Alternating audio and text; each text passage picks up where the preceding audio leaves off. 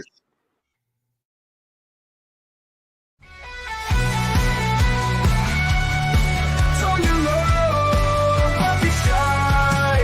Tug along with the Sunday crew. Geeking out is what we do. Giggle on, it's gonna be great. Don't be late, let's celebrate.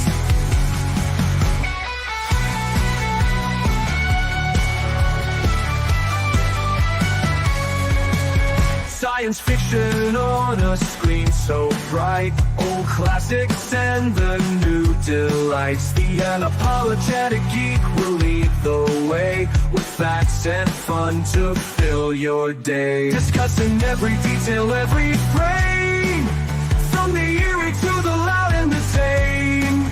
Gig along with all that's great. Those Sunday vibes you can't debate. Tug along with the Sunday crew. Geeking out is what we do.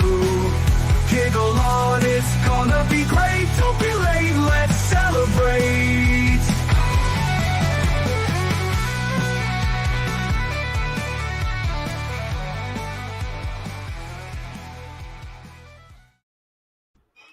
Hi.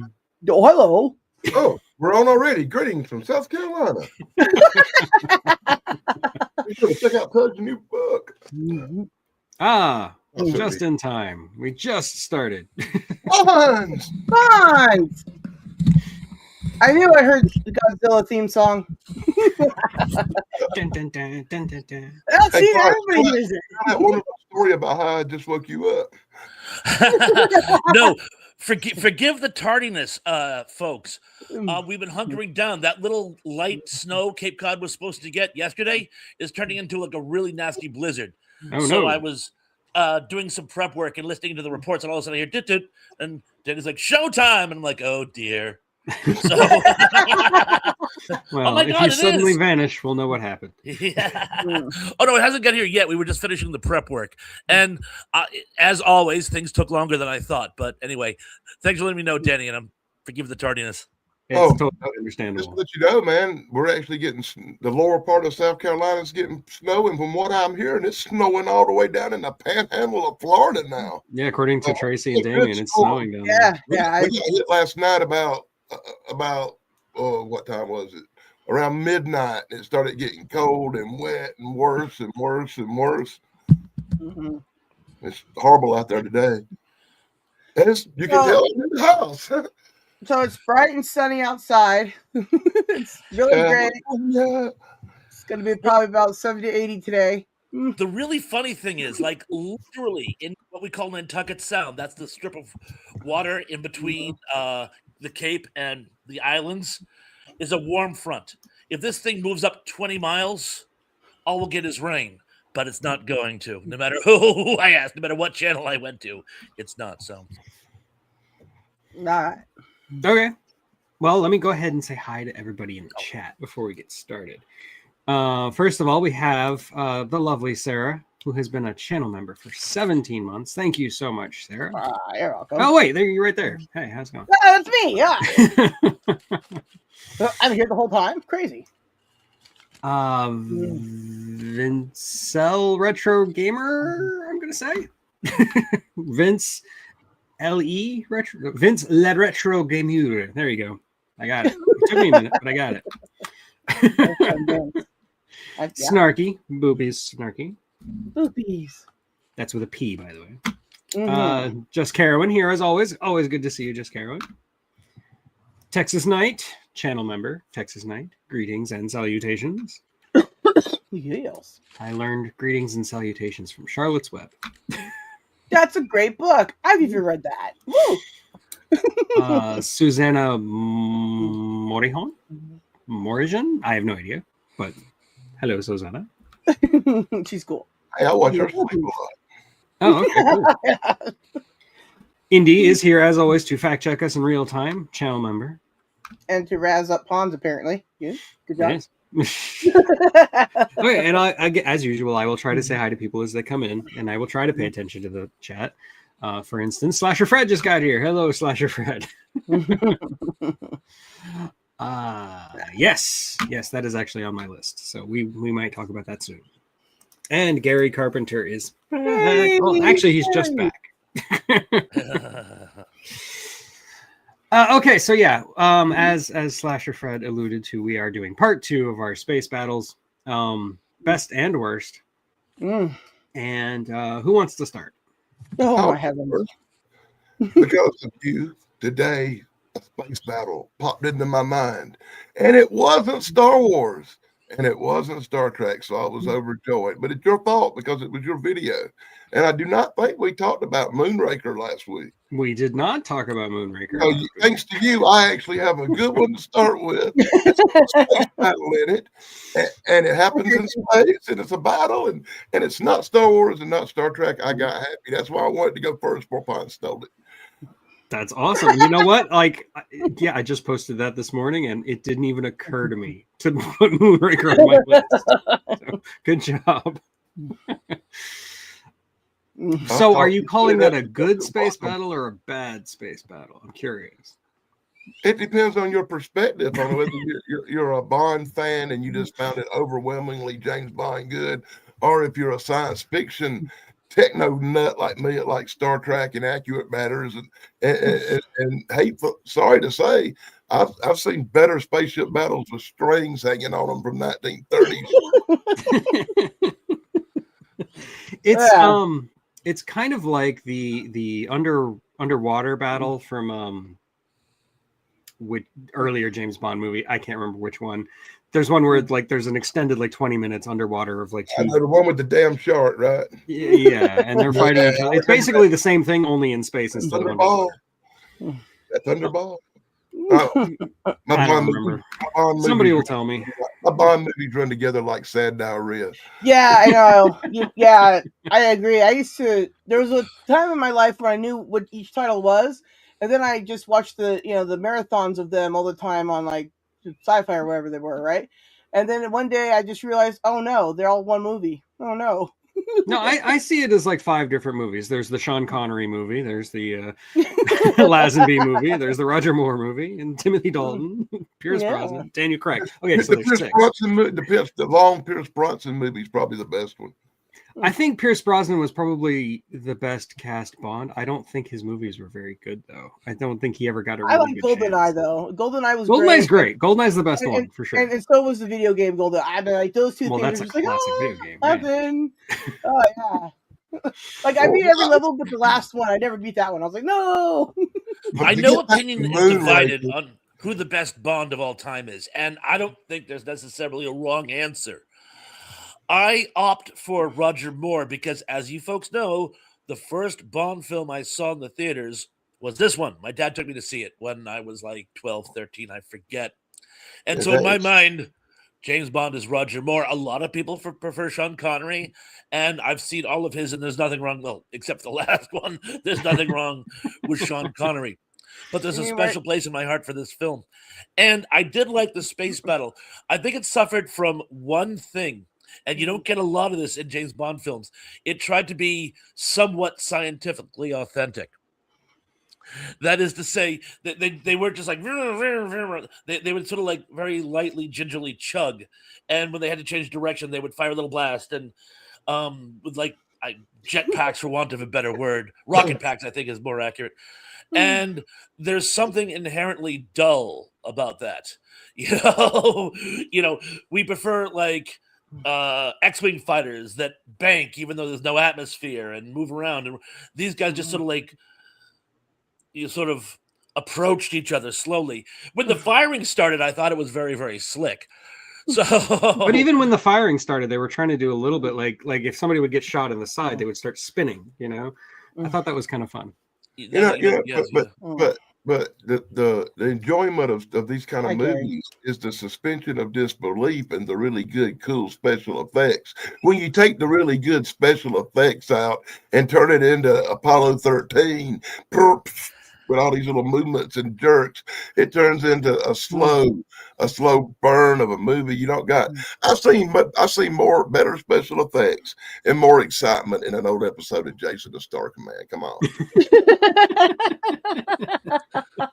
I don't think the special effects were that bad, but no, I see what you're saying. Yeah, but considering it was just on a James Bond budget, which wasn't like a major like it had a big budget for a British film, but it didn't have a big budget for a Hollywood film. Does that make sense? Very well said. Sometimes it's really, really sad that this was the first James Bond movie you saw. At the time, I was obsessed with anything space-related things, Star Wars, Star Trek, Close Encounters. For that, I mean, it was the renaissance of science fiction. It was right in the crest of that, which is funny because, and I will die on this hill, Star Wars isn't science fiction. No, it's fantasy. But it's very, very cool, and it piqued my interest in science fiction. I don't think Star Trek would have had its resurgence were it not for Star Wars. No, that's very true. Like they were trying to get Phase 2 off the ground forever, and then Star Wars came out, and they fast tracked it into a movie. That's what happened. Yeah, that slow motion movie was just slow motion. It's crazy. But going back to Moonraker, I see what you mean about the trying to be realistic. Kind of throws it off, especially at the end. Like after the climax, after he's defeated Drax, he's blown up the space station, the fighting is stopped, and he's got to chase down the missiles that are like that are hitting the atmosphere. And that part, it slows to a crawl. It's trying to build up all this like tension and anxiety, and it's just looking at the two of them staring at computer screens and moving slowly. It's like nothing is happening. It's kind of annoying. Now, wouldn't that have been better if he had jumped in a Viper and chased them down and blown them out the sky? Yeah. Yeah. One of the problems is, how should I put this? With the evolution of computers, for a time, just working on a computer was, oh my God, look, he's working on a computer. This is right. Like in war games. Now it's almost, how quaint, he's got a computer. That's so why are the rest of us. Yeah. Yeah. In fact, it's not even really a computer. It's really more like a bearskin and stone knife. I mean, that's why when every time they try to bring back X-Files, it doesn't do particularly well because the technology is so quaint. Hey, if it makes y'all feel better, my next space battle choice is going to make Moonraker look like Star Wars.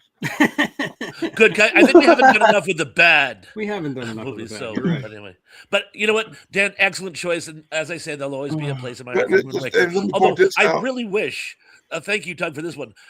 I can't picture that movie anymore without thinking how James Mason would have been so much better. I know. As the bad Still no offense to the dude who was it, but Michael Lonsdale. But let me put this out real quick. No matter how bad I bash Moonraker, no matter how many jokes I make about bad special effects or the big guy's teeth, let me point out that Moonraker is probably one of my top 3 favorite James Bond movies. Oh. I think it's one of the most fun James Bond movies. Yeah, it's very fun. It's very fun. It's a good watch, and it's very enjoyable. And I will watch it again till this day. I feel the a Roger lot Moore like ones were fun. With James Bond, I feel the same way I kind of feel about Godzilla. I do kind of prefer the serious ones, but that doesn't mean I don't also love the goofy, stupid ones.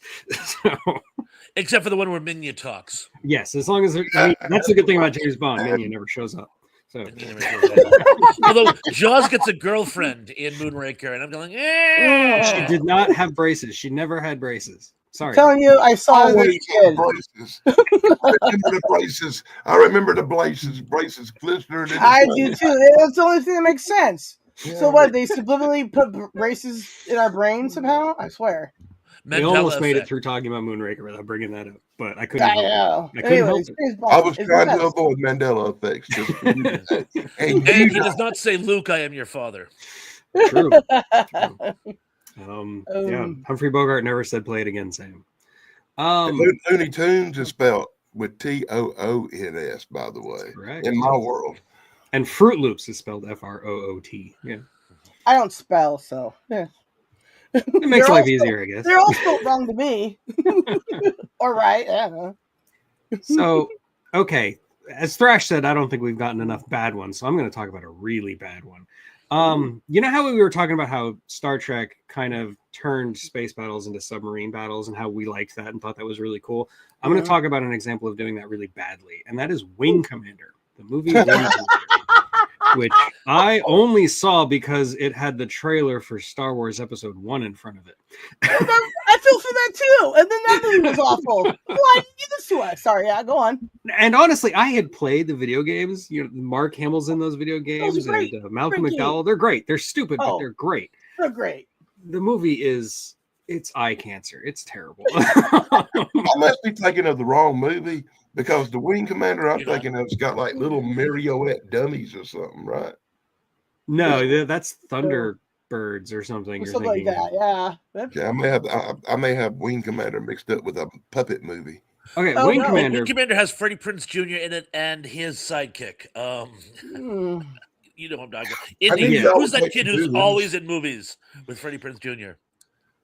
But the important person in His the movie pet. that I want to talk about is Jürgen Prochnow, made famous for playing the submarine captain in Das Boot. They cast him as the captain of this vessel that is being attacked by aliens. So what does he do? He goes in space onto the other side of an asteroid and hides from the enemy, and he makes it a very big deal that everybody has to be really quiet so that the bad guys don't hear him in space. Yes. Yeah. Like in Hunt for Red October, they have to be quiet in the water so they don't hear, but then you want to be quiet in space. In space, yeah. And it's space. I mean, it's a very small atmosphere, asteroid, so it doesn't have an atmosphere. This is out in space. The whole movie is like this. All the space battles are like this. They're trying so hard to be submarine battles, and it looks terrible. Especially the computer graphics. I mean, early or late '90s, early 2000s, somewhere in there. It's really bad. 1999. Yeah. I have not seen this movie. I saw the movie poster and I saw the trailer and said, I'm not watching this. Yeah. I would recommend watching it with a group of friends and you're all very drunk. That's the best way to watch this movie. Yeah, high or is high, good, too. sure. Yeah, or both. Whatever. Mushrooms would be okay too. Just saying. I usually wind up sitting through movies like that whenever there's children around and I have no choice. Oh well, Well, don't feel bad, Sarah. Carly doesn't spell either. Oh, good. I don't want to be the only one here that I can't spell anything. Bad I'm spellers of the world untie. Yeah. Paul Frees Gambit. I've Go ahead. long held that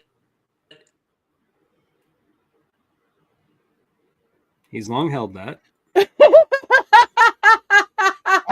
think the storm got involved. No. The storm got Storm involved. got him. He got him, boy. What was the odds of that? Yeah, Long we're gonna have to held? wait to find out As long as he's holding it, we're good. What was the odds of that? Oh. Hello, Donald Kunzer. Hey. Yeah, he's not just frozen; he's really frozen, like literally frozen.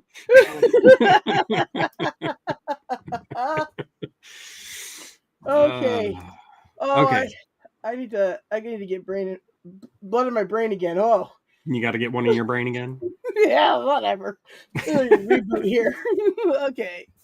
Well, am I the only one who's actually seen Wing Commander? I know Thrash has seen it. I've seen Wing Commander. Oh, yeah. Oh, okay. I know what it is now. Oh, that's right. You said you fell for it too. Yeah, same reason. I remember seeing the trailer and I remember the movie poster, and it was like, oh, gee, it was like Wing Commander or a movie with a wrestler named Kane going around killing people. And I chose the movie with a wrestler named Kane going around killing people because it looked like it was going to be better. I was probably wrong. You were probably right. Probably right. I mean, yeah, I know that movie's terrible, but you're probably still right because Wing Commander. Yeah. When you go to see a movie to see a preview for another movie, that's not a good deal. I should learn from that and not do that anymore. And I don't. I will say I did have a fun time at the movie though, because it was just me, my brother, and this other pair of guys who are basically our age at the time. And like halfway through the movie, we decided, why let's just talk. Let's just have fun in the movie theater. It's just the four of us. Let's just talk.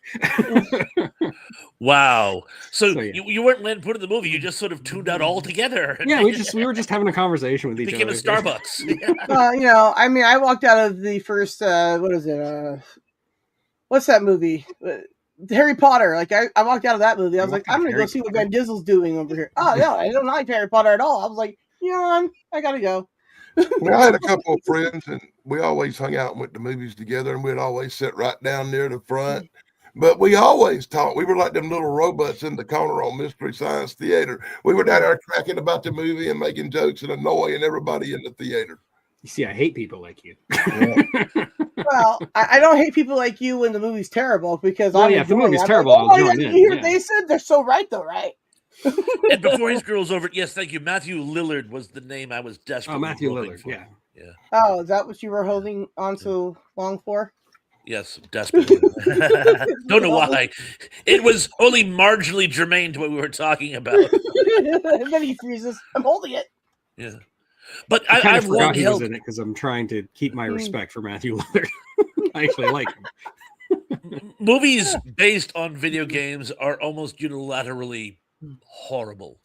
And I'm not entirely certain why. I don't think there's any one answer, but I think it's just something gets lost in translation. You know what I'm saying?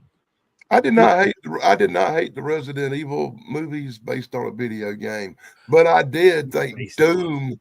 I did think Doom was the worst video game movie ever made. What are you talking about? He's Resident the hero. Evil is probably the high watermark. That's possibly the best example, you know. Yeah. Although you heard Sophie Turner is going to be trying to reinvent the Tomb Raider franchise. Yeah, Lara Croft. She doesn't. I saw the publicity pictures, with it, and I'm not all against it right now. I wonder why. It looks like somebody cosplaying as Lara Croft. It doesn't look like a movie costume, and I'm not convinced Sophie Turner can actually act. No offense. She's better than Angelina Jolie. Yeah, but No, Alicia never act. Vikander did the last one, and she was really good. The movie wasn't good, but she was good. She can act, but I didn't they see it, decided so not I'll to take bring your her word back. for it. I'll take your word for it. I will grade. I think Sophie Turner got lucky once. Yeah. You know?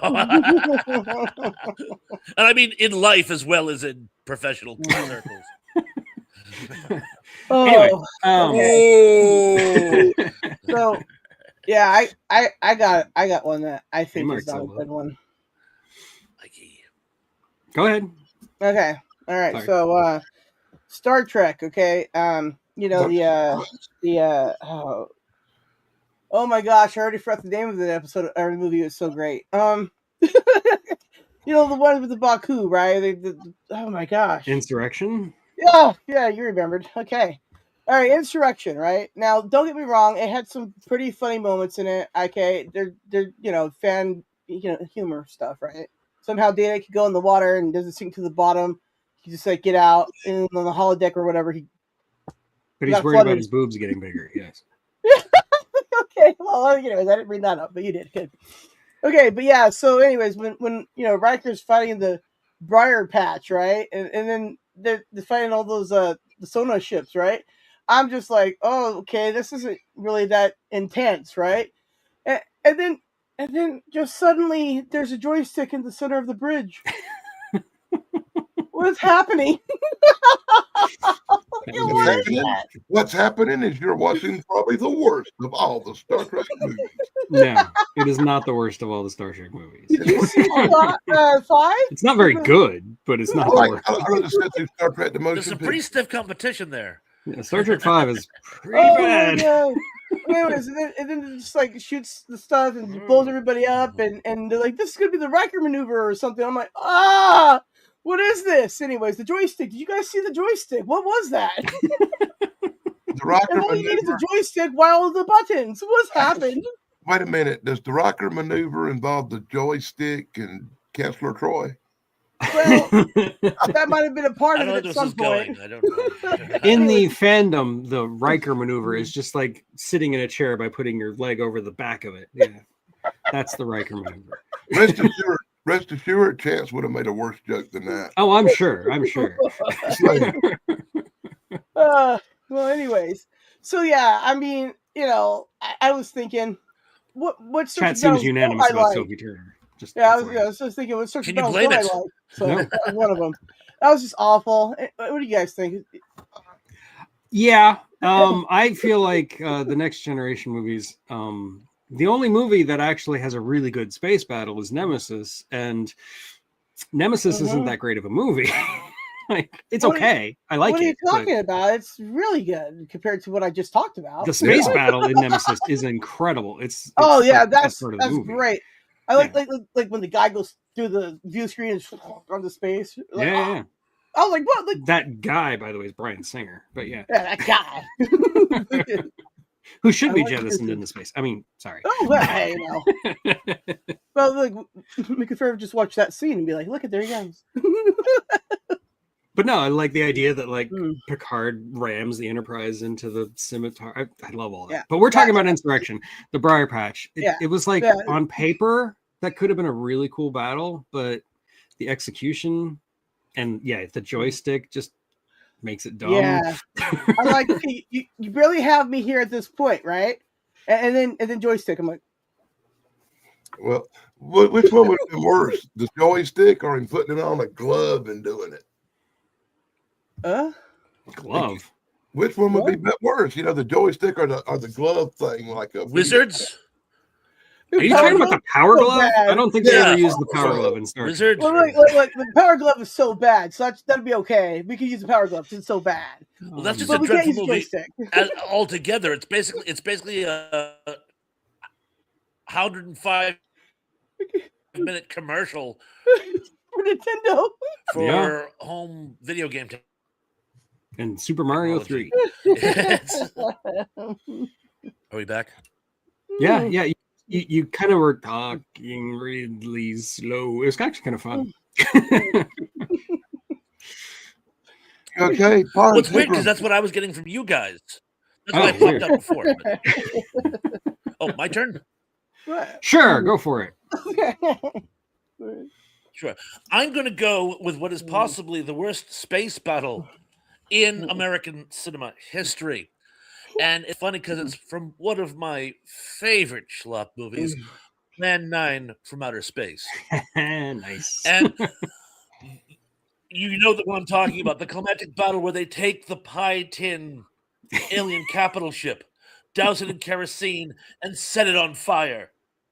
And it's supposed to be this like epic, climactic something out of Earth versus the flying saucers. And I remember seeing this as a kid laughing, like, because Plan 9 was one of those movies where I heard about it years before I actually saw it.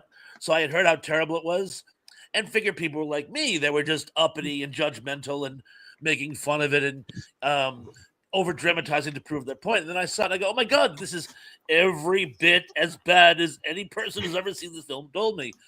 And that space battle takes the proverbial cake. Don't get me wrong. I love Plan 9. I've probably seen it, 9 times. But worst space battle ever. And still, somehow it managed to be more enjoyable than 90% of the movies made in 2025. I definitely would rather go to the movie theater and watch Plan 9 right now than most of the movies that are playing right now. So you're not wrong. Yeah, let's do that. That sounds good. If I had my choice between that and watching Dune 2, I would watch that. I'm sorry. You know what? I'm not even judging it. I haven't seen it. I can't get my heart started. And from what I understand, they cut out some things which I feel were really, really, really germane to it. So I feel straitjacketed. I will one day see Dune 2. I promise. I have to, just because I'm almost obligated to. But I think I won't enjoy it. I understand your reservations, and you're right. They whereas part 1 they didn't make that many changes. Part 2 they made too many changes. What I really miss is the old theaters that used to have the Saturday matinees or the places they call dollar movies, where you could go pay $1 and watch some old movie like Plan 9 from Outer Space. And they used to have several of these around here, but they're not around no more. Yeah, when I was growing up, we had one within walking distance. It was great. Yeah. I think those kind of theaters will make a comeback because people will get tired of like the streaming stuff, because right now it's just all the rage. But as soon as it's not all the rage anymore, somebody will bring back some retro theater type thing, and everybody's like, "That's the coolest thing." Now they go back to it. That's what I think. If they couldn't make a comeback during the age of VCRs, they're not going to make a comeback now. I'm Oh, yeah, sorry. well. I wish they would. want I to wish continue. there's just no money. There's too much capital in. I brick was and mortar. holding my breath for drive-ins to make a comeback, especially during the pandemic, but it didn't happen. And that makes me so sad that it didn't happen. They Actually- reopened the drive-in in my hometown, and Let I me go, check "This that. hope people will rediscover it and it'll become like a thing again." Nope. Nope. Nope.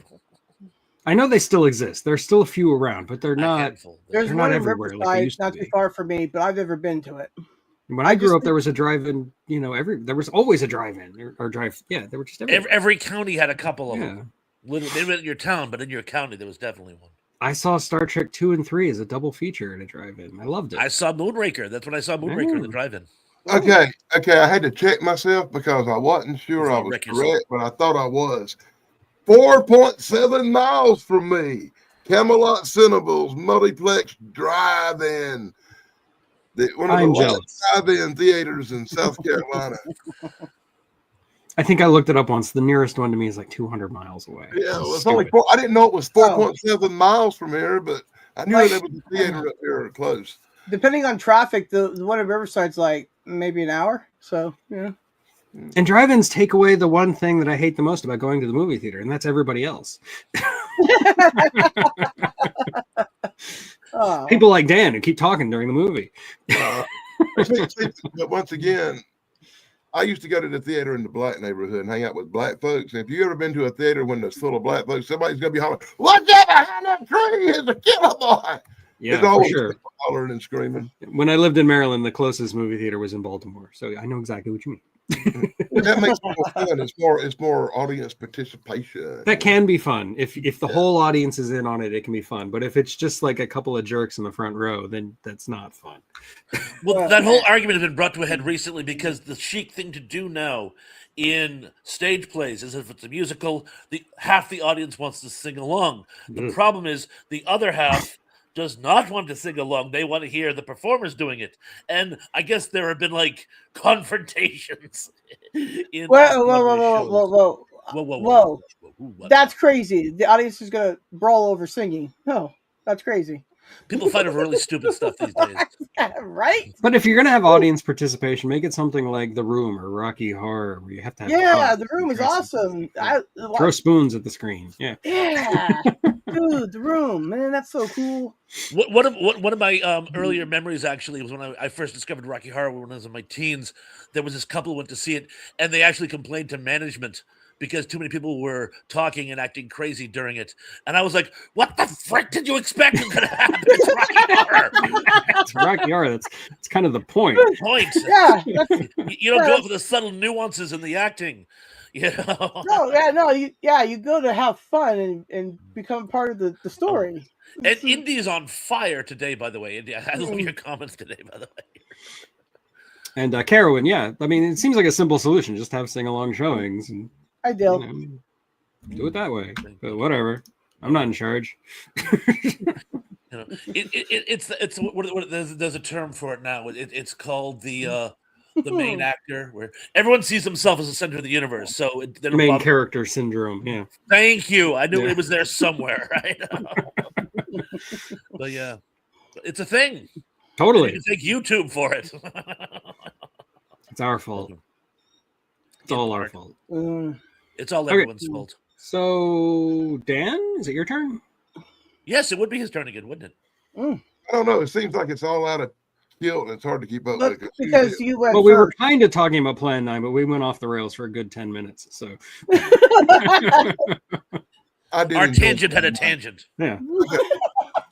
So since I've been talking about Moonraker earlier and the moon was on my mind, it brought me back to another movie that had the moon featured in it. And it was a movie called Iron Sky, which featured the greatest space battle of all time. It's the only one where you'll ever see Hindenburg-style airships fighting a battle in space. Yep, that's true. I haven't seen that movie in years, decades even. I've only heard about that movie.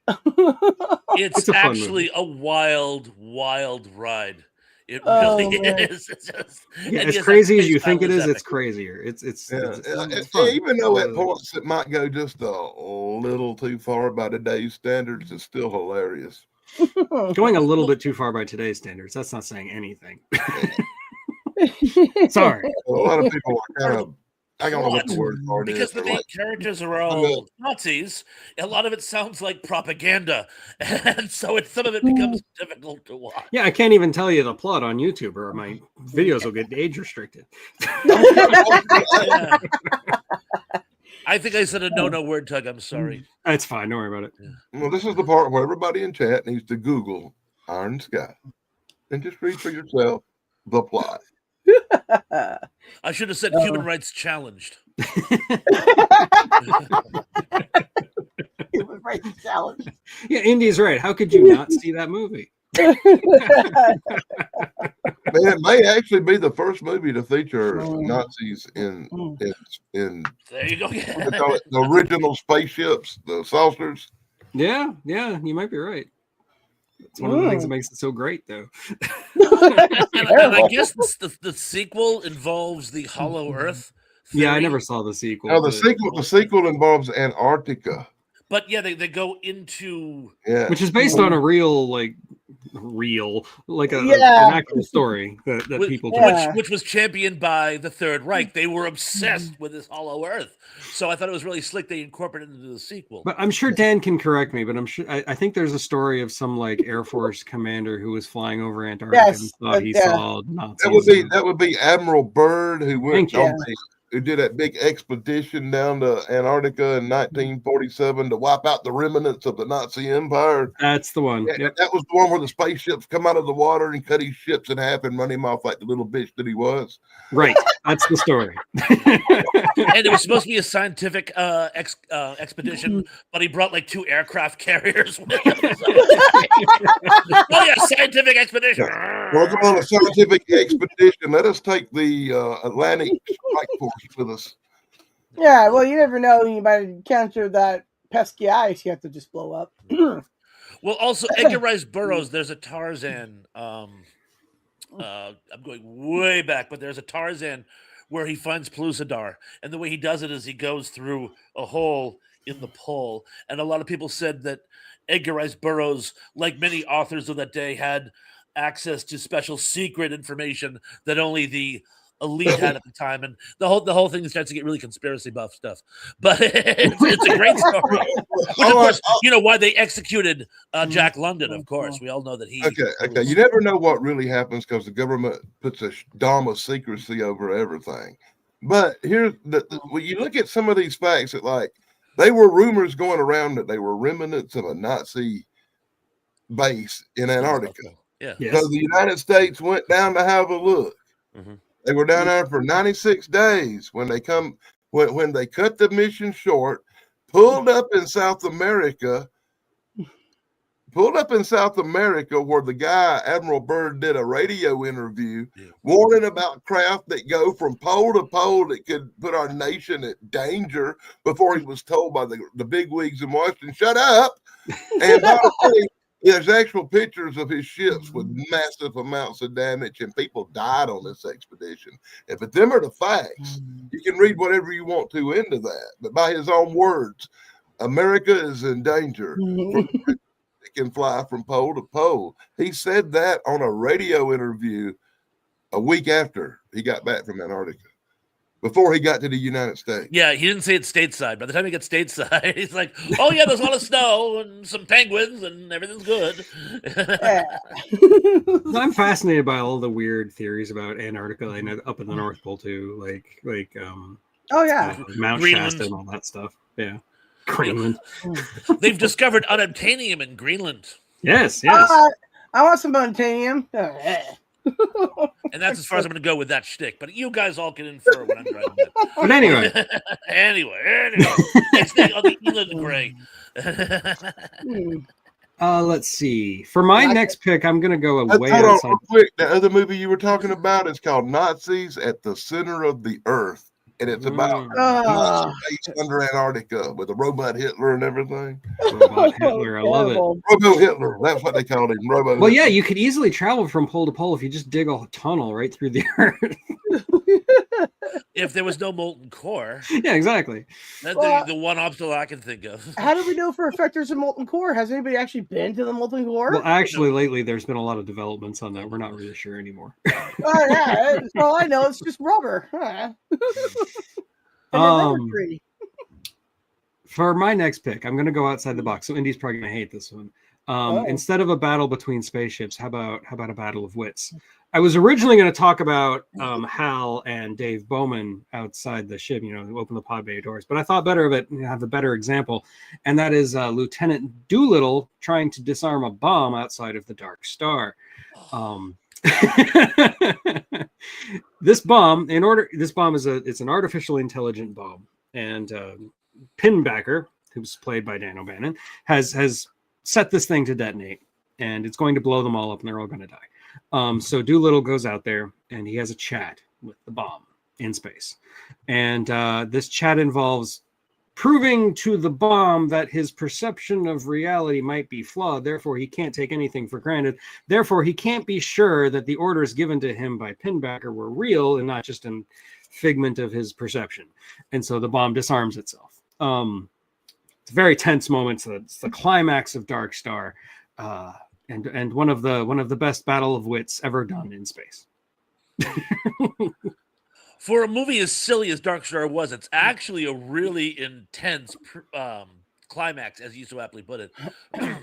And I don't want to give away some spoilers, but the postscript I think is equally entertaining. And I always loved the closing theme, Benton, Arizona, which apparently there isn't even a Benton, Arizona. Nope, it doesn't exist. Cool. But that is an amazing choice, by the way. It's my favorite I part, absolutely Arizona. love Part that doesn't exist. that. The first time I saw Dark Star, I made it all the way to that point in the movie and I still wasn't completely sold on it. I'm like, this is goofy and weird and I'm not sure I like it or not. But that scene sold the entire movie for me. It's so good. Somebody had just read a philosophy textbook and was having fun. Put that in their weird sci-fi movie. And it's a blast. It's no pun intended. Well, I think he was borrowing from Have Spacesuit Will Travel, because you remember there's that scene where the aliens are going to wipe us out, and the main character, whose name eludes me for the moment, thank you, Wendy, in advance, but he gives this very poignant, heartfelt, philosophical speech to save the day. So it's things we've seen before. Not in such a doofy context, but it's almost like, let's end the movie on a relatively,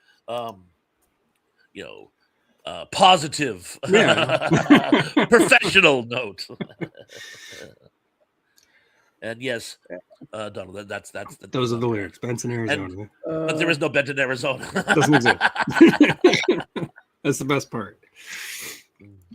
So okay, yeah, that was my choice. I love Dark Star. Any chance to talk about it, I'm gonna take it. And every time they talk about a reboot, I'm like, no, you can't. You can't replicate it. Well, if you tried to do it better, you would destroy it. Yeah, you'd make it worse. Absolutely. Yeah. Don't even touch it. I got a good one. Okay, go for it. All right. So, the other movie that I already forgot the name of again, the battle was not so great. One of the ones I actually really like is Wrath of Khan. Hey, finally. Well, look.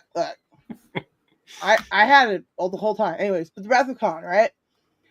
He sneaks up on Kirk. Kirk doesn't even realize that, there's a real problem, right? He knows that there's something going on, but he's not expecting this at all, right? He's not expecting it.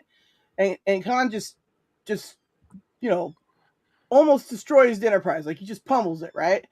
And then the only way to get fair ground is for him to get the codes to take down the shields, right?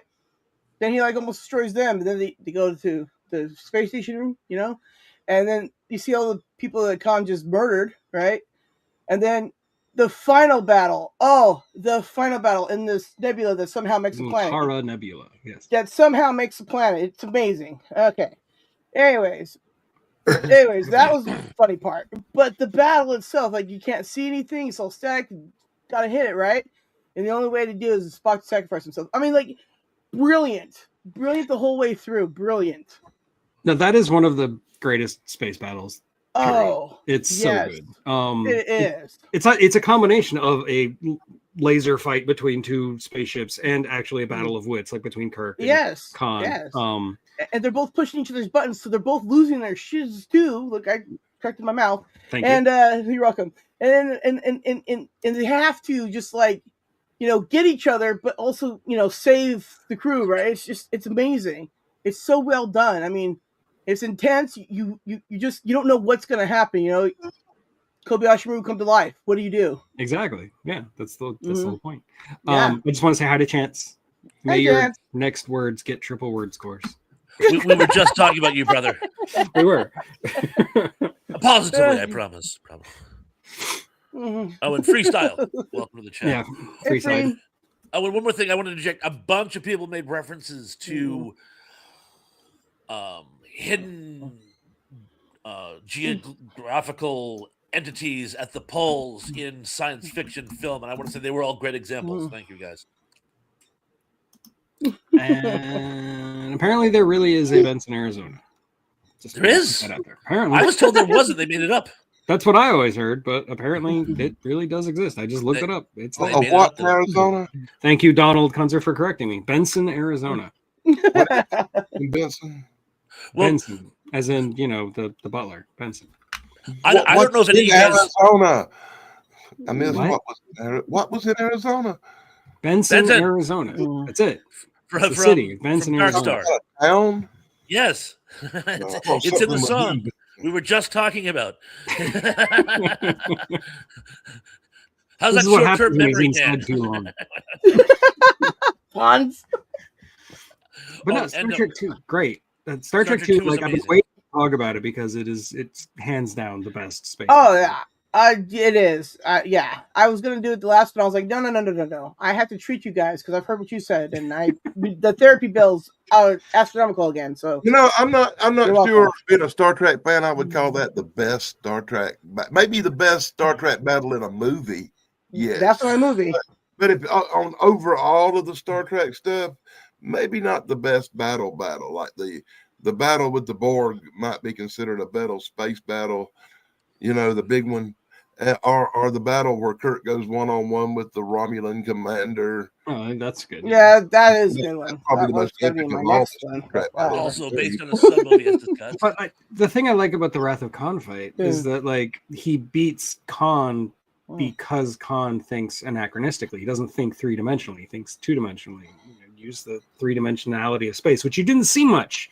Even in the old Star Trek TV show, it was still just like two ships fighting each other straight on.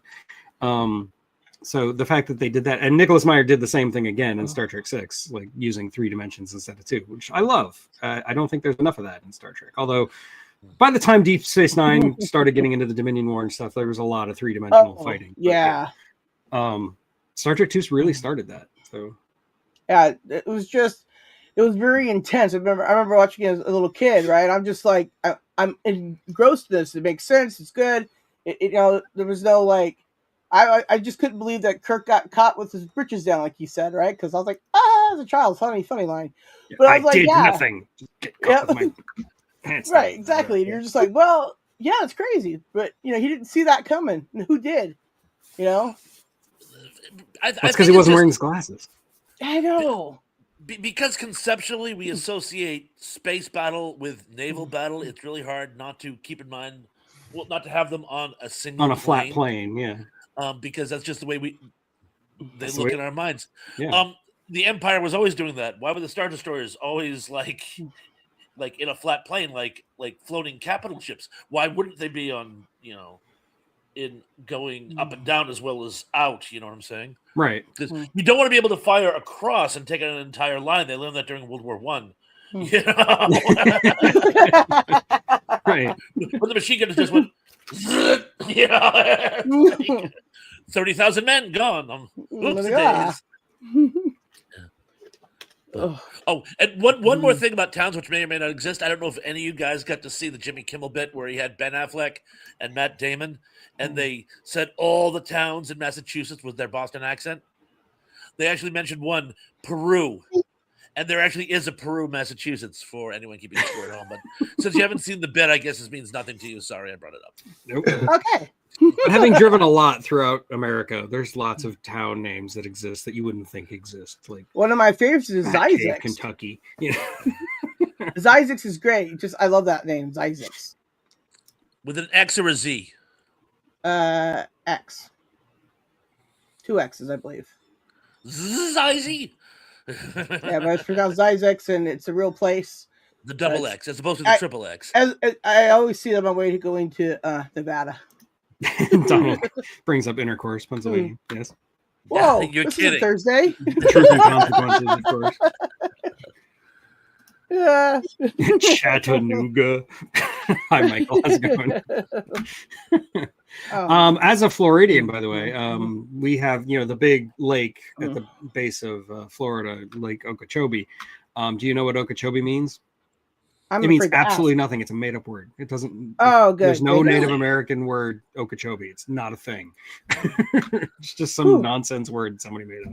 Yeah, I was gonna say a kind of words that would get me in trouble, but it's not Thursday, so. Peru in Indiana, apparently. That's funny. Hmm. Blue ball, really? I've heard of Intercourse, not blue ball. There's a lake in Massachusetts which literally means in Algonquin, you stay on your side of the river and I'll stay on mine. And it's like, it's the longest name of any geographical area in the United States, town or city. Watch Indy correct me. Looking forward to it. And I'm frozen. Talking about weird names, I found out yesterday there's a city in Saskatchewan, Canada called Virginia. Virginia. Yeah, I'm planning on visiting her. You're gonna have a really hard time finding the Capitol building. I heard it's next to Beaverton. I'm frozen, guys. I'll be right back and I'll give my. Okay. All right. See, it was a vagina joke. It's funny because it sounds like vagina. But it's a real town, no joke. Yeah, but it's next to Beaverton, so it's all good. Well, according to Indy, Okeechobee is Seminole for big water. Not It's sure Seminole? that's true, but Sorry. I don't doubt you, Indy. Now we're just waiting for Thrash. Is that like where you go to the bathroom and big water? Big water. You drink too much, you got big water. Yeah. Big water. Oh, I'm starting to get a headache. I should really breathe more. Whoa. Well, I think Thrash might be having trouble because of that massive blizzard that's hitting him right now. Yeah, absolutely. I can hear the wind whipping around outside, and it's raining and all nasty here too. It's so bright and sunny Moriarty, here. It's really good. Snark says Regina. That reminds me of Moriarty's wife in Star Trek, the Countess Regina Bartholomew.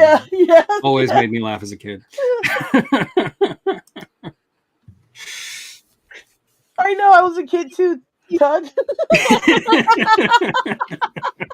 We were all kids at one point or another. I mean, it also made me laugh as an adult, but really, it started. Yeah, good. Right? I remember it was one of my funny things I said in middle school. So, okay, Thrash, what's your pick now? Just remind me, have we talked about Independence Day yet? I don't think so. No, I don't think we did either, but I forgot to check off last week. So. Wait a minute, hold on. The Independence Day battle does not technically take place in space. Tug said last week. And actually, there is part of it that takes place in space. There is part of it that takes place in space, but also a battle of like an air-sea battle, or should I say an air-space battle, where part of it takes place on the Earth and part of it not, does countseas. Yeah, we talked about Star Wars Episode 1. Yeah. So yes. So forgive me if I use it. Is that okay with you, Dan? Old bloody old suck old kid. It's a good movie to talk about. I say we have to talk about it.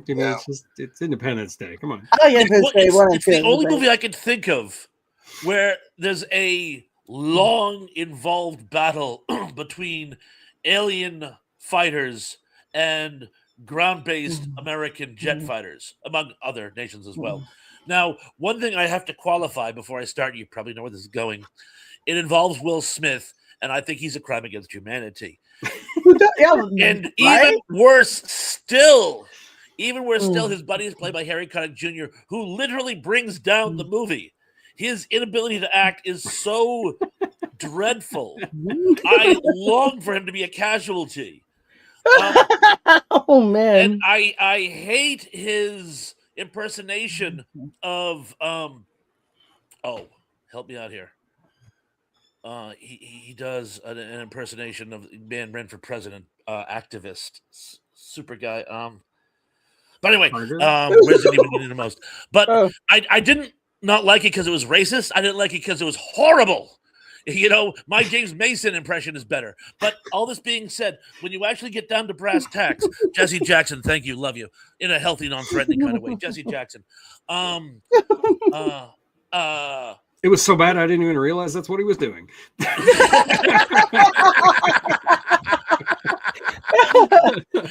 got it. I just knew how dreadful it was, but I got it. More's the pity. And yes, it was dreadful. But once it gets down to brass tacks, once they start fighting each other, it is one of the most intense battles in sci-fi cinema. I thought it was very well executed. And then the climactic battle, where it's effectively the first battle again, only this time we're winning. And as you so aptly put it, and here's a situation when you can't have two things going on at once and have it be effective. They take the alien two-man ship that they do have, fly up to the mothership, download the virus, which no one explains why the alien mothership is Apple II compatible, but things happen. They download that. It's in the extended cut, but it doesn't make any more sense. Thank you. They do it because it's germane to the plot. Yeah. But in any event, the whole Jeff Goldblum thing, hide. I mean, Jeff Goldblum plays that sort of like emotionally agitated very, very, very well. And it's silly, but they pull it off. And as long as you don't let yourself think that there's a sequel, it's actually pretty good. I must say, in the original, it was intended that Randy Quaid is not accepted by the military, and he steals one of the warheads and uses his biplane to sort of kamikaze the mothership. And that would have been interesting. I'm glad they went with it the way they did. The only thing I didn't like about it, though, is he has 3 sets of last words, and I thought that made it a little redundant. A little redundant, yes. But that being said, most people didn't get last words, but he got it 3 times. It's a character flaw. Some people have to get them 4 answers in. I don't think a crop duster could have made it up that high. So I think I'm glad they went with the jet. I am too. It would have been interesting. It would have been, and it does make, because a lot of people are like, there's no way anybody that unstable would be passed to fly one of to save the whole Earth. Yeah, maybe. But again, they were so desperate for pilots. Like, you know what? What the hell? What the hell? They could have had Anakin doing it. What's this do? Did you know his daughter in that? His daughter in that was in the movie Tug you were in. Oh, Matinee? The one about William Castle. The Matinee was it called? It Yeah, was Matinee. Yeah. She's the girl in it. Oh, Just a little fun fact. never even made that connection. No one did. She looks completely different. And nobody's ever recognized the back of my head either. So, Well, there's a song in there somewhere. Just walk away, Tug. You know. I have to say, I really like Independence Day. I really do. I love the movie. I think Jeff Goldblum was a great performance in it. And I even like Will Smith's performance in it. And I'm not going to hate on Will Smith because he slapped Chris Rock, because I think he should have slapped him twice. Okay. I think Will Smith has made some bad movies, and I do a lot of agree with Thrash that he's not the greatest actor. But right? Did we see Wild Wild West? Did everybody see that movie? That was awful. What? Second worst rendition he ever did. Yeah. I didn't say he was a great actor. I said he was good in this. He's perfect for Independence Day because Independence Independence Day Day. He did a good job. is supposed to be a Okay, good so- movie. Like the one with the Walking Dead in New York or whatever. That movie wasn't good. We're not going to So- talk about that movie. Yeah, I didn't even say the name. Please. So I watched Independence Day not only because it would look cool, but because Brent Spiner was in it. And then I also watched the He's second one great. because not only did it look kind of cool, but Brent Spiner's in it. So I like Brent Spiner. Okay. No, he's great in it too. It was Brent Spiner's actually- amazing. Actually, Brett Spinner playing the Mad Doctor was probably the best part of Independence Day. Oh yeah. Yes. Yeah. Arguable. I love You could his make that dirty case. underwear walking around. That was pretty funny too. It was like. Hey. Oh, yeah. Anyway, Oh, no, Brent the Spiner, pieces were all there. Mm. I just, I said back in the day, and I'll say it now. I would love to re-edit it. I would love to just tweak it here and there. Because the pieces were all there. I just thought, well, we're talking about the space battles, not the editing. yeah. There's I understand editing there. Sometimes you just want to fix the thing. I got it. And the space battle portion, which is really just Will Smith and Jeff Goldblum flying up to the mothership and coming back, it is tense in that movie way, and I think it works. It's not as groundbreaking or exciting as the actual dogfight under the mothership, which I think is really cool. That is awesome. But Jeff Goldblum and Will Smith, they do have some really good on-screen chemistry. I will say that. They were actually really good together. All kidding aside, they were very, very good together. And then at the end with the cigars, I thought that was great. It was perfect. Yeah. There is one other thing besides the Apple II compatible that always bothered me. Okay, you are working the con on an alien capital ship, and there's a climatic battle going on, during which a ship that you would send out 50 years before, just out of the blue, comes back, and your first thought isn't, I thought we lost that one. Maybe one of us should go see what's going on with it and what happened to the guy and how he's doing. No, one guard kind of comes over and looks at it, but it's like there's no anomaly. The ship is 40 years overdue, and you're not gonna even look into it.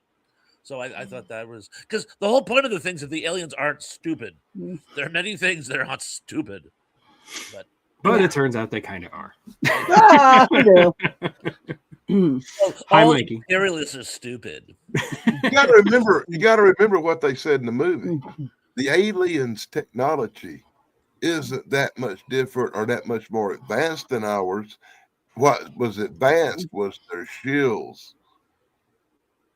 Yeah, true. But they were okay, I thought for a second you cut out. No, yeah, in the movie they make a point of it. This is an alien race that goes from planet to planet and steals technology. Kind of like the Borg. Which is dumb, but that's what the movie says. And Donald Kunzer is absolutely right. Blame Dean Devlin and Roland Emmerich. They couldn't write their way out of a paper bag. I like some of their movies, but they're not good writers, okay? And Roland Emmerich is a little insane. It has been. Dean Devlin's a better actor than a director. What have I seen him in? Let's see. Dante's Peak. Let me look it up. That's the first one that comes into my mind. Dean Devlin. I like Dante's Peak. 25 years ago, so I probably wouldn't remember if I. He's in Stargate. Oh, okay. Hold on. I'm not going anywhere. He's in The Patriot. Oh, okay. He's in Eight-Legged Freaks. He's in Real Genius. Real Genius. That's the one I was thinking of. Do you know, I was watching somebody online and they were advocating the Patriot as being historically accurate. By what criteria? I love how we defeated the British by having Mel Gibson, an Australian, stab a guy with the American flag. Very accurate. There was a country called America, and it did get its independence from an empire called the British. Other than that,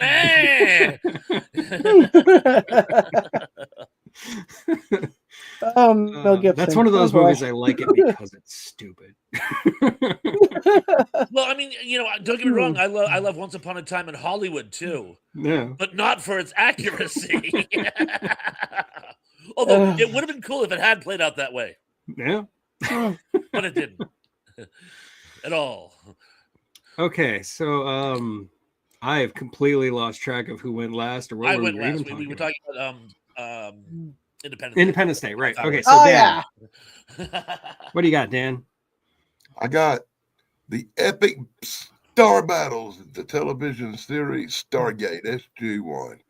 I love this series, and I think their imagination of the aliens as old Egyptian gods and having ships shaped like pyramids is one of the coolest things in movie history.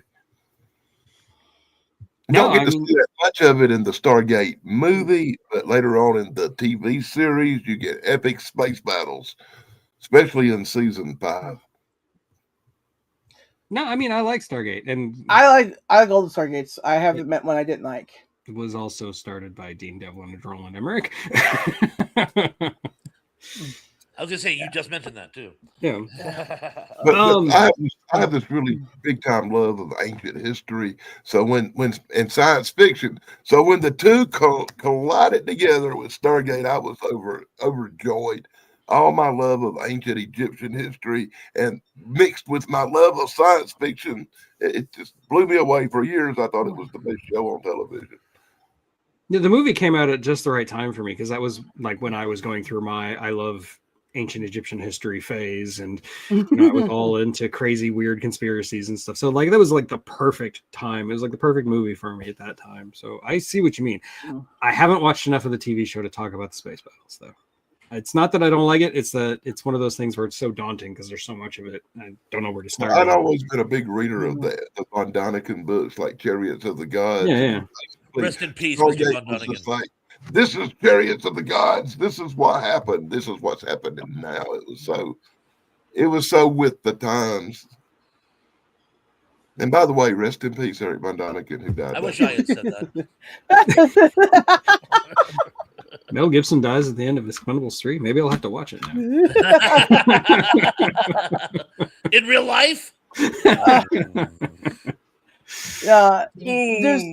There's one of his movies that I liked was Forever Young. Did you ever see that one? I remember Forever Young where he's got the facial scars. Yeah. Well, no, he's frozen and then he's thawed out and he's. Oh no! What am I thinking of? I'm thinking. I don't know. That was weird, but okay. Anyways, yeah. The Man with Half a Face or something is what it's called. Yeah. That was way different. Anyways, completely different, but it came out around the same time.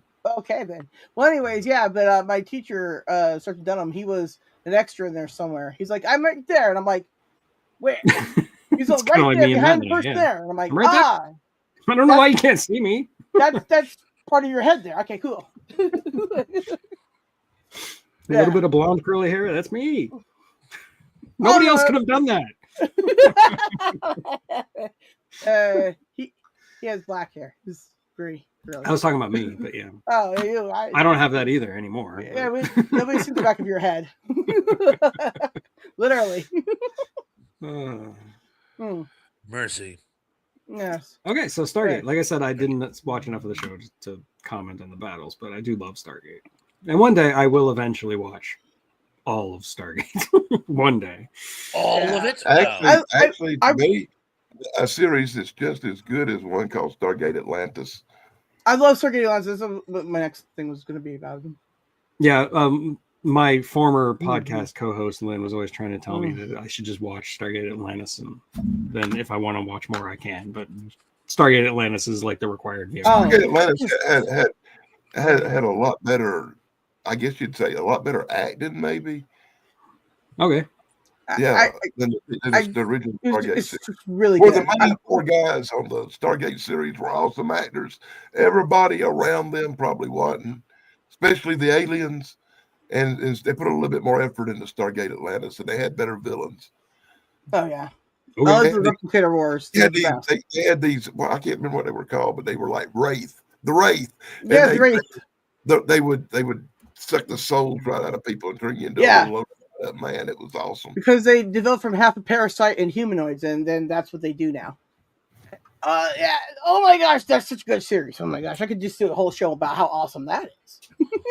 Done. I used to watch Andromeda, but I only saw a few episodes here and there. I think I was working nights at the time. And for some reason, I always get it confused with Farscape. So to me, they blended into one big show. So I'm familiar with good. it, but not too familiar with it. But that, Okay, yeah. so it's my turn again, Yes, it Yes, is. no. and I'm going to talk about This Island Earth. I love This Island Earth. I think it's a great movie, and they go up to the planet of the Metaluna. Metaluna. Thank you. It's just Metaluna mutant. I should have gotten it. They go up to Metaluna, and the Metaluna people are involved in a war with some other species. I don't remember what they're called. But the other species are at war, and like the planet is dying because their shields are down, and they need more uranium or something. I don't even remember. But the point is, the space battles are actually really fun because they're using meteors and instead of lasers, which I mentioned last week. I always think is more clever and more interesting because it's more realistic. And the effects are great for the time period. That was mind-blowing effects. So yeah. Did you ever see What's that movie that? called Earth Star Voyager? It's like a Disney movie. Well, anyways, in that one they have they shoot asteroids at each other too. I always loved that movie. It's one of my favorites when I was a kid. Thank you, Indy. The Zagons. I should have prepared more for this entry. Last week actually, when you were talking about using the tractor beams, and rather than like dogfights, you use your independent ships as basically dive bombers. Right. Was a great concept, and I thought of the Metalunan War last week, and I'm glad I didn't say anything because I'm glad you brought it up this week. But yeah, it's a fun little movie. The weirdest thing about the movie is conceptually it's great. A lot of the acting is very, very, very dry. Like there's a 45-minute scene involving a dinner party where they just sort of talk about things. Yeah. And so when you're a kid and you're used to like high concept, high action sci-fi kind of, but the actual again conception that they use is great. And the scene at the end where they actually go with what's the dude's name? Exeter. Thank you, Exeter. Hey, I got one. There you go. And he's because the shields are like giving out, which you'd think he would have been a little more high energy trying to create the artificial uranium if he knew there were like literally days left of his planet. But he goes, yeah, this was my capital city, and well, that's where I went to school, and that's what and they usually cut that scene up, but it's a great scene where he's showing it's really the last days of the war. Is that like all the places he remembered from when he left the planet are gone. Yeah. And there's that wonderful fight scene with the mutant, which I know it's hokey, but it's great. It's great. It's just such a fun movie. And again, the space battles are pretty darn intense, considering it was 59 that movie came out, 57 maybe even? Something like that. 55. So even 55 earlier. even. Yeah. But yeah, it's an absolute great choice. Oh, he's also in the Giant Claw, by the way. Yes, he is. Forrest J. Ackerman. You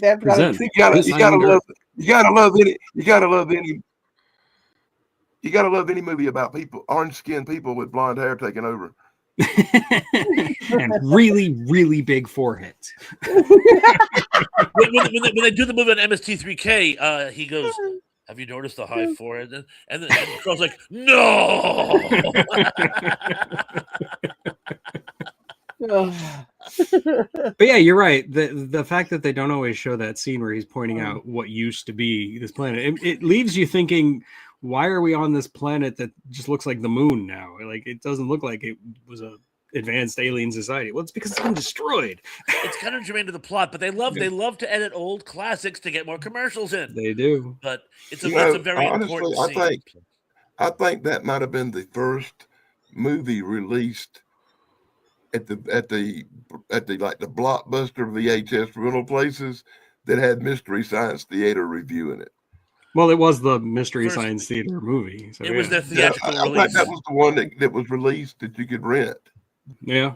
Yeah. It was their first again theatrical release. It was the only one. I think the only one released in the cinema by my calculations, but it was actually made as a Hollywood production. Well, it didn't do particularly well, and I'm not sure why. But it was. It was more the over under was really bad just because they spent so much money on it. Yeah. They spent too much money. Well, this is paper. It's some incredibly thin piece of metal. Oh no, sir, that's paper. No, sir, that's paper. Sorry, I'm silly. Yes.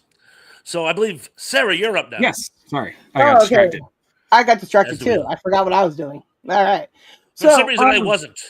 No. Good job. Oddly enough, we're all watching out for each other. Got your back, Jack. Team. Okay. So, Stargate Atlantis. Okay, like the last episode of it is awesome. All right. During the Stargate Atlantis series, they do this like jump gate, thing where they all kind of work together, right? There's like a station you have to stop at for a little bit to do quarantine before you go off to the next place, right? Either Atlantis or Earth, right? Anyway, so the Wraith, they're on the way to Earth because they're going to eat us. They're going to call Earth, right? They're going to take us out, right? And so they shoot up the station. Most everybody on the station gets killed, and then they make their way to Earth partially there, right? And then the Earth ship comes. I forget which one it's called. Anyways, they finally get there. It's just this huge battle. Then Atlantis shows up to flying a spaceship city. Just shows up and just helps destroy them, and then ends up crash landing on the ocean on Earth, right? And it's just a really great. I mean, I'm not doing it any justice. You have to watch it. It's awesome. But all the battle scenes where they have fighting the replicators and the wraiths and all that stuff, it's just amazing. Like the whole wraith replicator, fighting and stuff it's just great because replicators they just kind of assemble everything, right? And then they become like sentient, Borg robot things. I don't know how to explain it. It was really cool. The nanobots, so there you go, right? Anyways, but it's just awesome. It's just great. Very good storyline all the way through. The ending is actually really good. Okay, I take your word for it. Oh, that was so incoherent. I can't even grasp it. you just have to see it. Okay, it's really good. All right.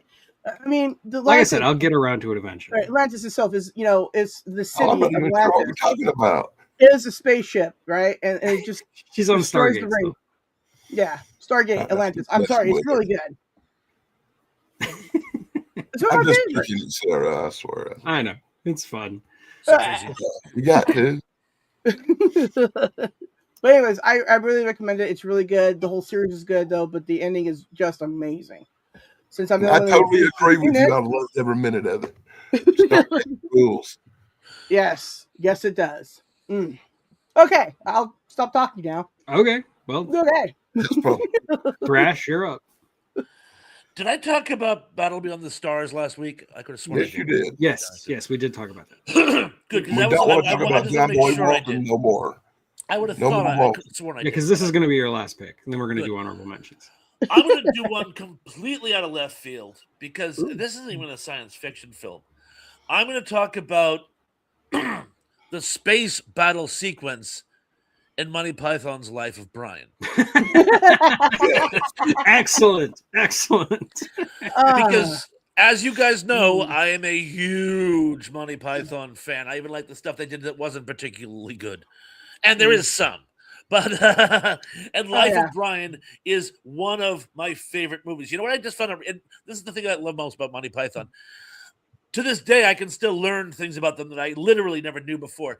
Do you know what Judas, his girlfriend, brief girlfriend, Judith's name in the movie actually is her full name? No idea. It's Judith Iscariot. I almost wet myself when I heard that. I'm like, oh my God. And they never say it in the movie. It's in the production note. I think it might be in the credits. That's funny. That is one of the funniest things. And again, I saw the movie 40 years ago. And now all of a Blessed sudden. are the cheesemakers. Blessed are the cheesemakers. My favorite line. But it's such a great movie. It is bizarrely accurate. I mean, it's a lampoon. But if you know the actual geopolitics going on in Israel at the time, it's like, yeah, it's pretty much how it was going. But then he just happens to fall off the side of a building and lands in this alien ship that for some reason dipped down into the earth. It goes back up, and it's these really cool stop motion aliens. Terry Gilliam did the aliens in it, and they're really they're shockingly good looking, science fiction wise. And then they get involved in a fight, and it's this actual pretty intense There's a battle. dog fight scene, and miraculously survives. And the guy who watched the whole thing just goes, "You lucky bastard!" And that's it, he just runs off because all of a sudden the Romans see him again, they start chasing him again. It's like this surreal portion, but qualifies as genuine sci-fi. I wish Monty Python had made a science fiction film now. Well, like it also was the first feature of a spaceship that's a convertible. Oh, it is before Heavy Metal. So you're right. Yeah. Yeah, good point. I think if you want Monty Python doing science fiction, you basically just take that one scene, that one like random digression in the middle of the story, and that is the entirety of Douglas Adams' over, and he wanted to be in Monty Python. He was trying really hard to be in Monty Python. He was friends with Michael Palin and stuff. And so I think Douglas Adams is the sci-fi version of Monty Python. I'm sure we've had that conversation before because there's a bell ringing in my head. And it's very, very accurate. Yes. Just like that one scene in Life of Brian, it feels very much like a scene in the book for Hitchhiker's Guide to the Galaxy, where just like somebody says a line and then Douglas Adams goes off on this rant about how this line went through a wormhole and it was overheard on the on the battlefield between these two warring factions who were trying to be diplomatic, and apparently in their foreign language it means your mother was a snowblower or something, and it started millions and millions of years of war, and then they were eaten by a dog because they were all really, really tiny. So random. I feel like yarn. So yeah, I definitely see a connective tissue. Was that snowblower joke about somebody in Game of Thrones? Very good, man. Very good. Anyway, so Monty Python science fiction sketch is amazing. Yeah, absolutely. I love Australia. No, try again. Australia. No, and this time say a different place. It's a blancmange. Means to win Wimbledon. Okay, I'm going to be a giggle plus for the rest of the show. I'm sorry. Well, it's okay. We're pretty much over now. We're just going to go through some honorable mentions if we have any. All just as broken down. Yeah. So Dan, do you have any honorable mentions?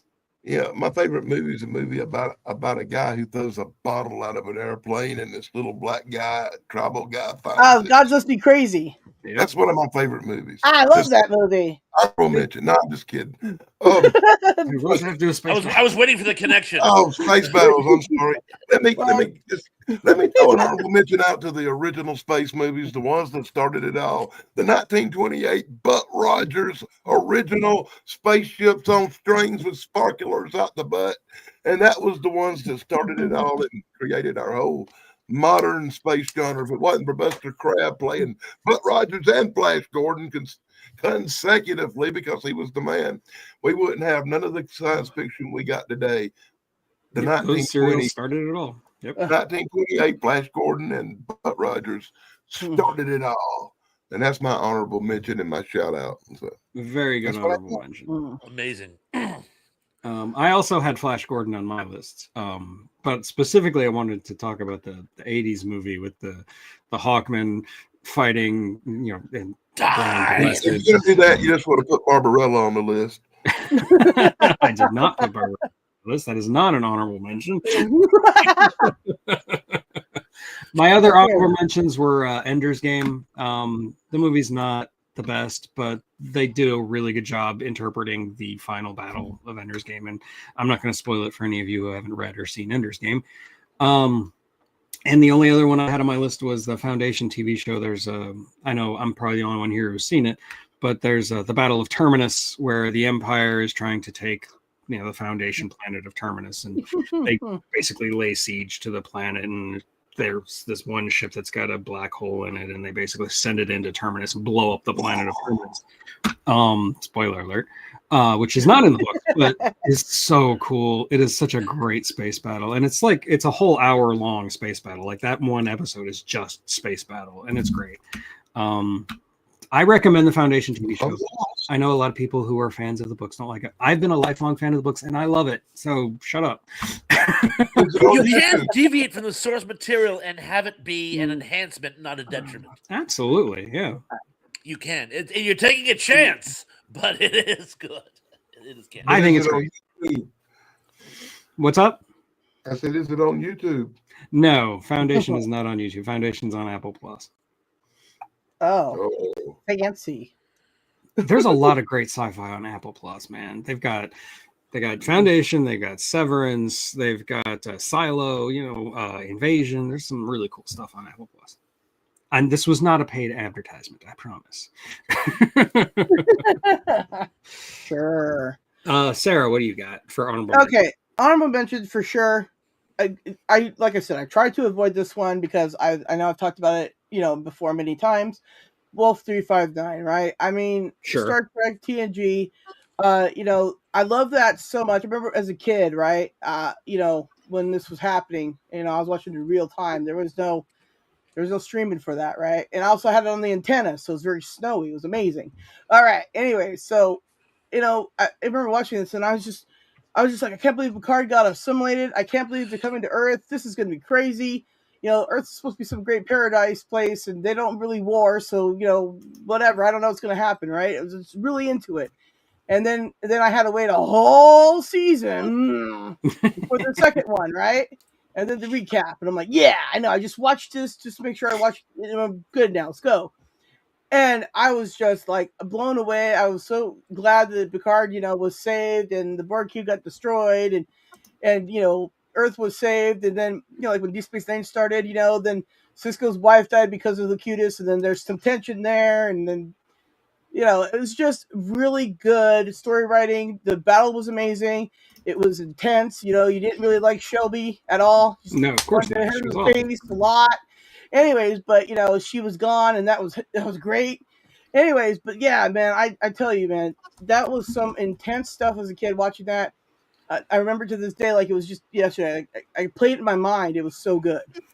My favorite behind the scenes story about Best of Both Worlds is that the writer, Michael Piller, thought that it was going to be the last thing he wrote in Star Trek, that he thought he was not going to get picked up again for the show. So he basically wrote the first part of Best of Both Worlds to end in such a way that there's no way anybody could ever recover it. Like it was his last little screw you. Yeah. But then they did rehire him, and his first job was to write Best of Both Worlds Part 2. So, yeah, but he did amazing. He did a good job. He fixed it. Story running, the effects were great. It was just great. Shelby was gone. I don't like her. Didn't like her at all. Anyways.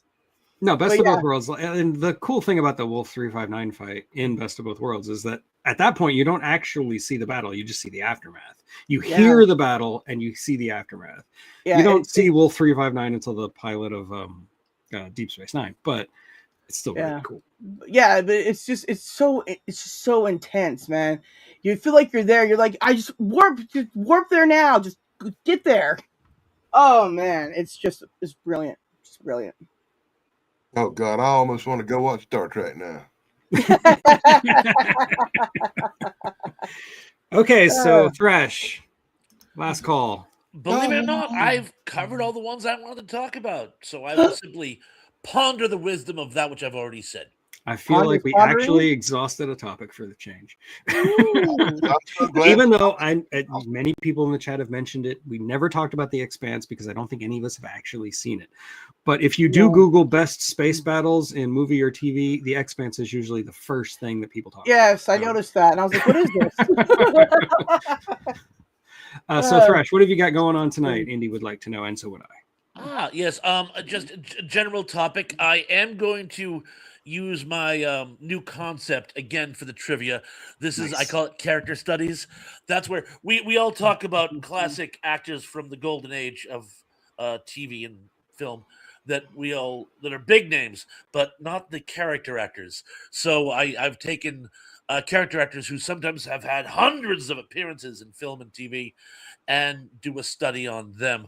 Tonight's topic, by request, is going to be Burt Mustin. And if you don't know who Burt Mustin is, I love Burt Mustin. Sorry. A lot of people do. But if you don't know who Burt Mustin is, you can either Dave has a very nice post from a couple years back. Dave Sundstrom talks about him. Chance even did a little spiel on one of his 80 long hour shows about Burt Mustin. I love Burt Mustin. Sorry, he's family favorite here.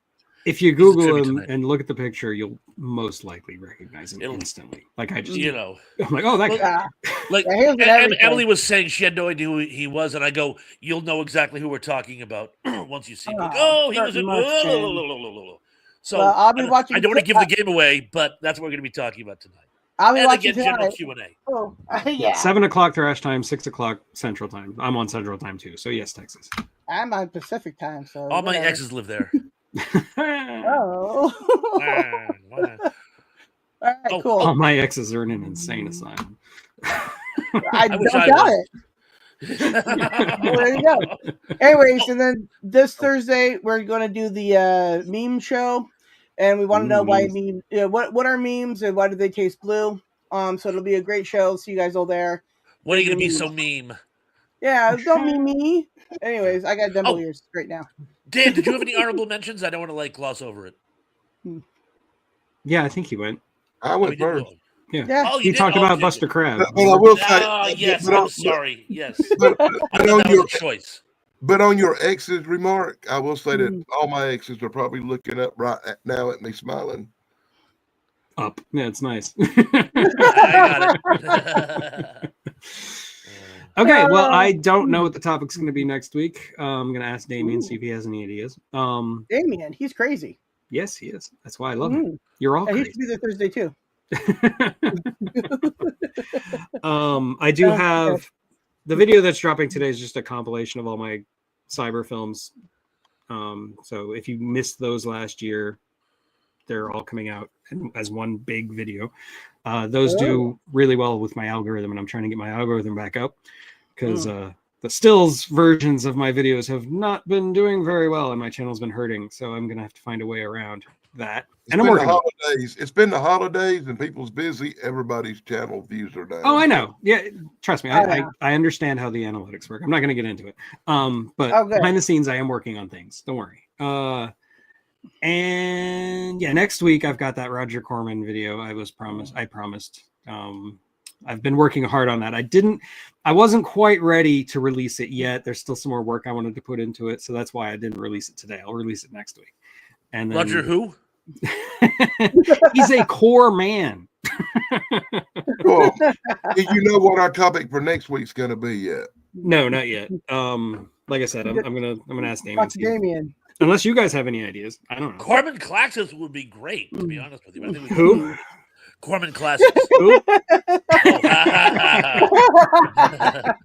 Turn the tables on me, huh? Where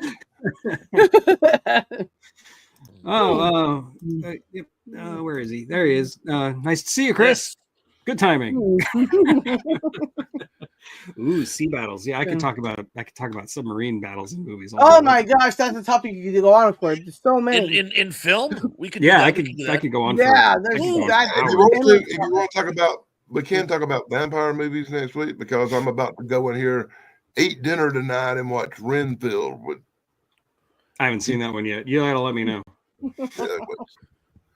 Do you want to do sea battles in film? I kind of do want to do sea battles. That's the one that really stuck out. That would really. You know what? I think we have a winner. Yeah, I think Donald wins. That's what I want to do. Oh yeah, that's an endless topic. That's great. And yeah, all of mine are probably going to be submarine battles because I'm a submarine movie nut. So yeah. I went through a phase like that too. Yeah. Das Boot with that guy from Wing Commander. Great movie. Actually is. I could probably literally talk about any Pacific sea battle from World War II or any island conquest. There's so many great movies just about the Pacific battles. Yeah. We could do a video just on that. There were plenty in the Atlantic. There's a few on the Indian Ocean, even too. So, Yeah. you know, So I'm I a think we got it. war started buff, on so. St. de Bismarck and stuff like that. I think we have a winner, Donald. Good job. So that'll be next week. We will be talking about sea battles. And yeah, that's it. I'm done. I don't have anything else to say. I'm gonna hit the button. So wait a minute. Next week we're going to be talking about semen. Yes, Sea battles. we will be talking about semen. You fruit bat. Thank you and good night.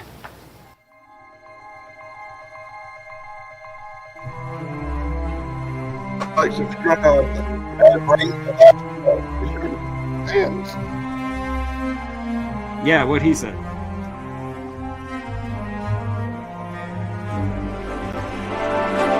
Which was what?